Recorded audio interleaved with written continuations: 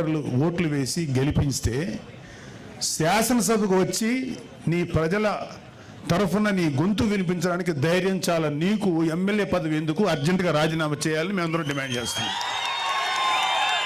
నీకే కాదు, మీ వైసీపీలో 11 మంది ఎమ్మెల్యేలు ఇంక్లూడింగ్ మీ నాయకుడు జగన్ రెడ్డి కూడా గెలిచి ఎందుకు మీరు శాసనసభకు రాలేకపోతున్నారు?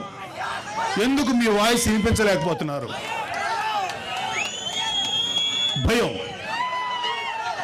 అంటే మీరు అధికారంలో 150 సీట్లు వచ్చినప్పుడు నోటుకు వచ్చినట్టు బిహేవ్ చేశారు, ప్రజల జీవితాలతో ఆడుకున్నారు. ఇక్కడ ఎవరిని అతని బాధితులు ఇక్కడ ఇంకా ఉన్నారు. టైం లేక వాళ్ళతో మాట్లాడే అవకాశం మాకు లేదు, మాట్లాడించే అవకాశం రాలా. మీకు సిగ్గు, అభిమానం, ధైర్యం ఉంటే వచ్చి మీ గొంతు శాసనసభలో వినిపించండి. యూట్యూబర్లతోటి యూట్యూబ్లోను తర్వాత న్యూస్ ఛానల్స్లో మాట్లాడటం కాదు.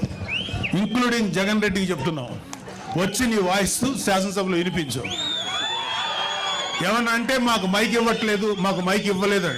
అరే మీరు వచ్చి మాట్లాడండి, ఆ మైక్ ఇస్తారు, అప్పుడుగా తెలుస్తుంది. అది రావడానికి, అది వచ్చి అసలు శాసనసభ చుట్టుపక్కల రావడానికి మీకు ధైర్యం సరిపోట్లా. మొత్తం అధపాతానికి పడిపోయారు కదా, అందుకని భయం. రండి, మీరు అధపాతాలో ఉన్నారు కదా, అక్కడి నుంచి మాట్లాడండి, కనీసం వినపడద్దు మాకు. ఇంకోటి, ఒక వైసీపీ నాయకులు ఇంక్లూడింగ్ పెద్దిరెడ్డి రామచంద్రారెడ్డి ఎవరెవరి ఆస్తులైతే అడ్డగోలుగా కబ్జా చేశారో ఇవన్నీ కూడా బయటకు తీస్తాం. చాలామంది మన కార్యకర్తలు, కూటమి కార్యకర్తలందరికీ ఒక అసంతృప్తి ఉంది, వీళ్ళ మీద ఎవరి మీద చర్య తీసుకోలేదని. అందరి మీద చక్కగా చర్య తీసుకుంటాం. వచ్చి 8 నెలలు అయింది. ముందు ఈ 8 నెలలు 1 ఇయర్లో ప్రజల సంక్షేమం ముఖ్యం, వీళ్ళ మీద పగ తీర్చుకోవటం ముఖ్యం కాదు. అయితే వీళ్ళ యొక్క క్రైమ్ని ముందు చెప్పడం కంటే కూడా ప్రజల వెల్ఫేర్ కోసం ముందు వచ్చాం కాబట్టి ముందు ఆ జాగ్రత్తలు తీసుకుంటున్నాం. ఈవెంచువల్గా జగన్ రెడ్డితో సహా, పెద్దిరెడ్డి రామచంద్రారెడ్డితో సహా అందరి మీద, మన కాకినాడ ద్వారంపూడితో సహా ప్రతి వాళ్ళ మీద చర్యలు తీసుకుంటాం.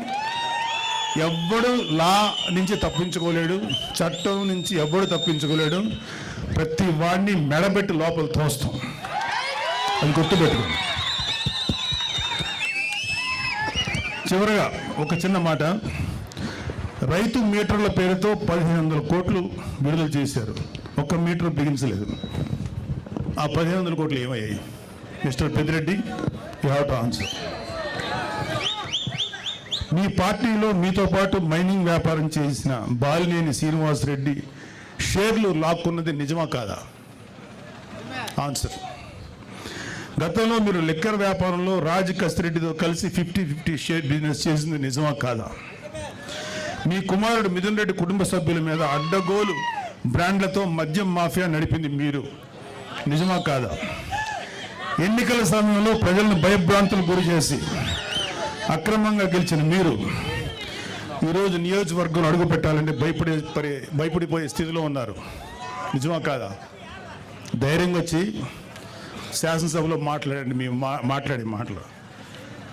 ఆయన ఈ మధ్యన మొన్న ఒక మీటింగ్లో అన్నాడు, నెక్స్ట్ మళ్ళీ మేము వచ్చేసేసి జగన్ రెడ్డిని సీఎం చేసుకుంటాం, మా మీద ఎవరెవరైతే మా మీద దౌర్జన్యం చేశారు, వీళ్ళ మీద దౌర్జన్యం చేశామంట, వీళ్ళు చేసిన ఏదో పనులు బయట పెట్టి దాని గురించి మాట్లాడితే దౌర్జన్యంలా ఉంది. ఎవరెవరు చేస్తారో అందరి మీద తిరిగి మేము రిటార్చ్ ఇస్తాం, తిరిగి పగ తీర్చుకుంటాం అన్నారు. అరే అది రావడానికి ఇంకా 4 సంవత్సరాల 7 నెలలు, ఎలక్షన్ రావడానికి. మళ్ళీ వచ్చే ఎలక్షన్లో మీరు గెలవడానికి ఛాన్స్ లేదు కదా. ఇప్పుడు 11 వచ్చినాయి, 11లో ఈసారి సింగిల్ డిజిట్కి పడిపోవద్దని గ్యారంటీ ఏంటి? మీరేమన్నా రామరాజ్యం నడిపారా?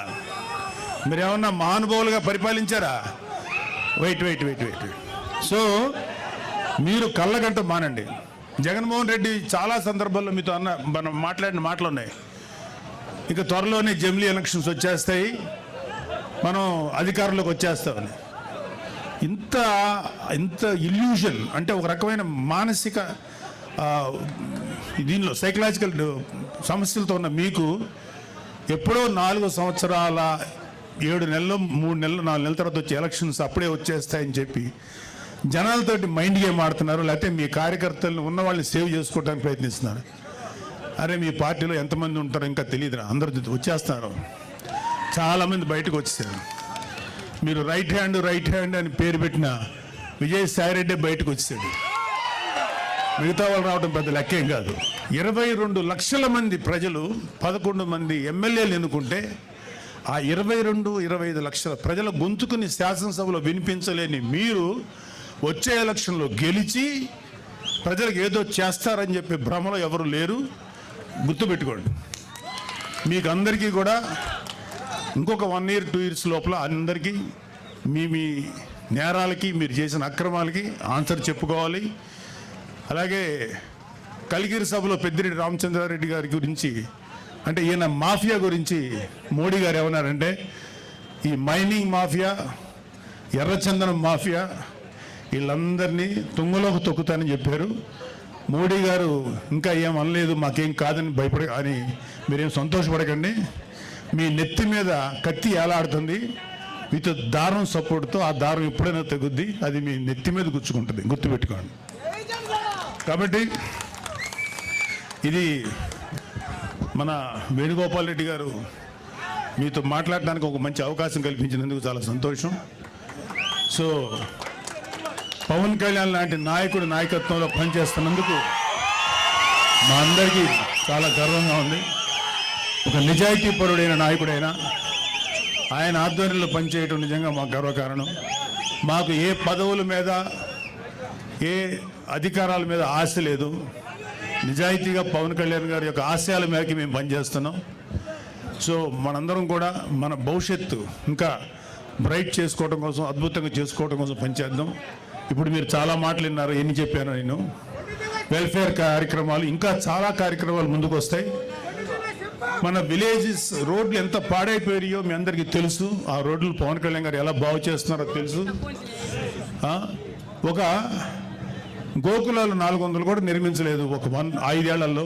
వచ్చిన 6 నెలల లోపల దాదాపు 11,000 గోకులాలు, ఇంకో 11,000 గోకులాలు తయారీలు ఉన్నాయి. అసలు పంచాయతీరాజ్ శాఖగా చేశాడు ఆయన పెద్దిరెడ్డి రామచంద్రారెడ్డి. అటవీ శాఖ మినిస్టర్గా చేశారు. పవన్ కళ్యాణ్ గారు చేస్తున్నారు. మీ కంటి ముందు తెలుస్తుంది నిజాయితీగా పనిచేసేవాడి పనితనం ఎలా ఉంటుంది, అడ్డగోలుగా ప్రజల్ని దోచుకు తినేవాడి పనితనం ఎలా ఉంటుందని. అది ఆల్రెడీ చూశారు మీరు. ఇలాంటి పెద్దిరెడ్డి రామచంద్రారెడ్డి లాంటి అక్రమంగా పనిచేసే ఈ యొక్క నాయకుల పరిపాలన, ఇవాళ పవన్ కళ్యాణ్ గారు లాంటి నిజాయితీపరుడి యొక్క పరిపాలన ఎలా ఉంటుందో మీ అందరూ కళ్ళతో చూస్తున్నారు. ఇంకా అద్భుతమైనటువంటి పరిపాలన అందిస్తారు ఈ కూటమి ప్రభుత్వం. మన చంద్రబాబు నాయుడు గారి నాయకత్వంలో, మోడీ గారి నేతృత్వంలో, పవన్ కళ్యాణ్ గారు లాంటి వారియర్ సమక్షంలో జనసేన అద్భుతంగా ముందుకు దూసుకెళ్తుంది. కూటమి ప్రభుత్వానికి సంక్షేమానికి ప్రత్యేక కార్పొరేషన్లు ఏర్పాటు చేశారు. 60 ఏళ్ళు దాటిన వారికి ఏపీఎస్ఆర్టీసీలు బస్సుల్లో 25% రాయితీ ఇచ్చారు. దేవాలయాల్లో ధూపదీప నైవేద్యాలకు 5,000 నుంచి 10,000కు పెంపు చేశారు. అర్చకుల వేతనం